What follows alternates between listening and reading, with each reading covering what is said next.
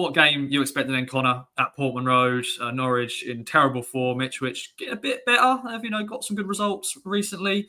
What do you reckon? Could this be the Derby town finally get one over the Canaries?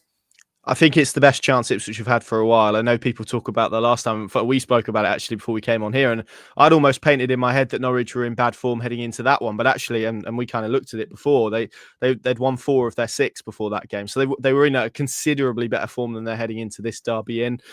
You look at their last 2 away games, they've conceded over 50 shots against Stoke and West Brom. They have been really poor in possession. They haven't been able to get up the pitch, and a lot of that has been about last-ditch defending and surviving and luck as well. Stoke hit the post. Coventry just couldn't finish their dinner at the CBS Arena. And, Norwich, unbelievably, nearly absolutely, stole a point. And it would have been, one of the greatest heights I think the Championship has ever seen if they'd have come away from that with a victory. So their away performances of being kind of lots of men behind the ball, low blocks, try and soak up pressure, try and survive. They're going to need to be more ambitious on that than that on Sunday, because Ipswich and the talent they've got individually, particularly in wide areas, they'll be made to punish or made to pay. I think actually as we saw probably to an extent last time, I know Ipswich took the lead, but they had 3 or 4 opportunities in that derby last time at Portman Road. And I think if they'd have scored probably one of the earlier ones, it could have been a very different and should have been a very different game in truth. So, yeah, I think if you look at all logic and all data and all stats and everything that we've seen from Norwich City, it's very difficult to sit here and formulate an argument as to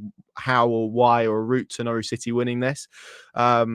But we know what derby games are like, and I think there was an incident. You and Robert spoke about this the other day. Obviously, a Norwich City derby day hero from years gone past, and referenced. I can't remember exactly what year it was, but there was one game where Norwich had gone into on really turgid form, and Ipswich were flying high, and they turned up and they beat them 2-0. So you can never definitively take the form book as a real guide, but it's all we have. And Norwich City are going to need to up their level significantly. Ipswich obviously feel like they're beginning to, I know it wasn't the result they would have wanted in midweek, but they're beginning to find their groove, particularly at Portman Road. So it's going to be a tough one from a Norwich City perspective. And it's going to be about probably soaking up pressure, trying to be good on transition, and maybe trying to win some set pieces and try and hurt Ipswich on what has been a bit of an Achilles heel for them. So that feels like the sort of game that I'm expecting. If Ipswich get an early goal, then I think it's going to be a very, very tough afternoon for Norwich. Yeah, cliche, klaxon, form goes out the window, all that sort of stuff. Derby day, it's just when it kicks off, anything can happen. Prediction then, my friend, what are you going for?